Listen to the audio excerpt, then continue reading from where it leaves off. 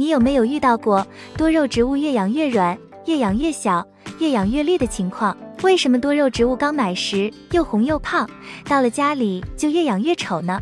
你有没有在心里想，是你的养功不行呢？其实多肉叶片变软，有些时候不是你养功不行，而是你没读懂多肉对你说的话，所以导致最后养死了。不过也不要着急懊悔，今天花花就教你与多肉对话。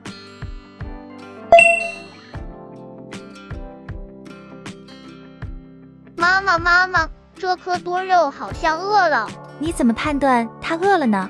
你自己看看，它都瘦了，都不胖了。哦，那你觉得要给它吃点什么呢？先给它喝水吧。大家好，这里是花花世界的频道，花花干啥啥不行，养多肉第2名。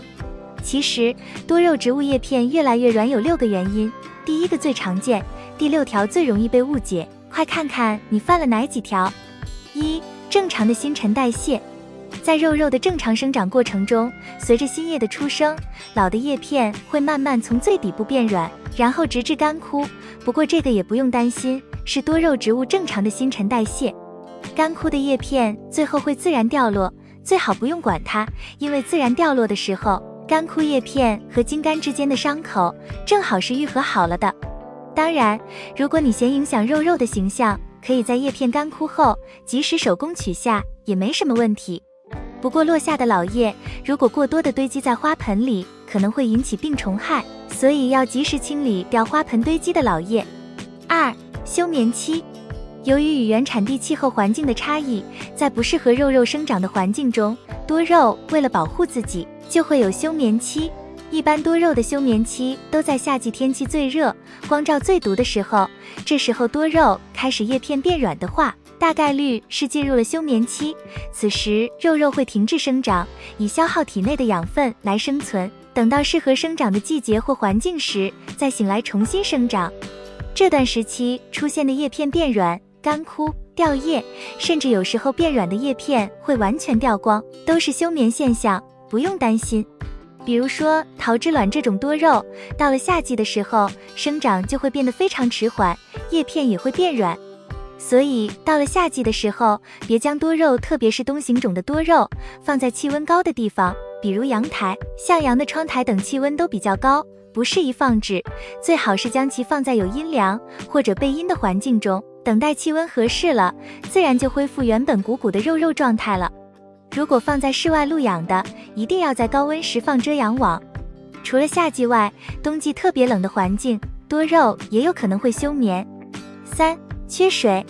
肉的耐旱能力普遍比较强，3个星期不浇水基本没问题。正常生长的肉的叶片变软出现褶皱，是缺水的信号，此时可以放心大胆的浇水。正常浇水过2到5天后，变软褶皱的叶片就会恢复圆润饱满。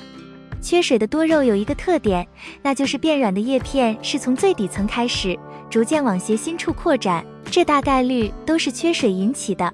这也是判断多肉缺水的信号之一。在看到最底层或者倒数第2层的叶片，用手捏一捏变软的话，就可以考虑浇水了。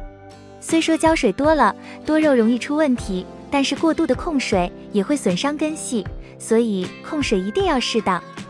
4. 化水黑腐。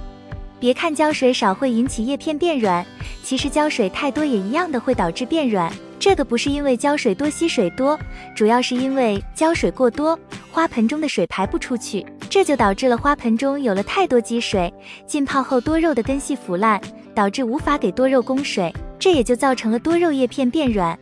所以大家在浇水的时候要适度，不能大量的浇水，或者在盆底放一点大颗粒，保证排水性。区分缺水和化水的话也很简单，茎秆变软是化水的一个信号，所有叶片一起都变软的话，大概率是根系出了问题，而不是缺水。另外，高温高湿天气不要总去摘多肉的叶片，如果摘的不合适，损伤了茎秆，也可能会引起化水，所以在夏天一定不要手欠哦。5. 冻伤或晒伤。肉冻伤或者晒伤也会引发叶片变软黑腐化水，如果出现这种情况，一定要及时除掉化水叶片，消除黑腐部分或直接砍头，然后进行杀菌，晾晒等处理后重新栽种。而且后续一定要控水，并保持通风良好。冻伤的叶片变软，一般会变成果冻色，而且不会有褶皱，反而有一种更饱满的感觉。而晒伤的话，叶片也是果冻色，但是与冻伤的区别是叶片会相对变小，而不是更饱满。6. 覆盆期。最后这种情况最容易误解，特别是覆盆期出现僵苗这种情况。因为一般刚买回来的肉上盆之前会修根，然后晾根，然后再上盆。上盆后一般会浇一次定根水，但是有些肉过了很久还是没有覆盆的征兆，表现出来的现象就是叶片变软干瘪，叶片不变多也不变少，多肉高度也不长。而没有覆盆的原因都是根系出了问题，或者根系坏了，或者没有出根，所以养分和水分都没办法输送给多肉植物，因此多肉就消耗自己茎秆和叶片的养分和水分，所以就会变软变干瘪，形容一下就像小孩营养不良的感觉。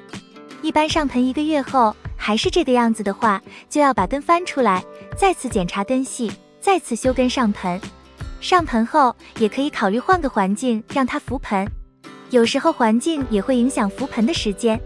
以上就是花花整理的几种多肉植物常见的叶片变软的原因，如果出现上述情况，请根据实际情况及时做相应的处理。您还知道哪些多肉叶片变软的原因或者处理方法呢？烦请您在下方评论留言分享，让更多人知道。影片中如果有错误和疏漏，也请批评指摘。同时也欢迎您的关注、转发和收藏。感谢观看，感谢粉丝一直以来的喜欢和支持，我们下期再见。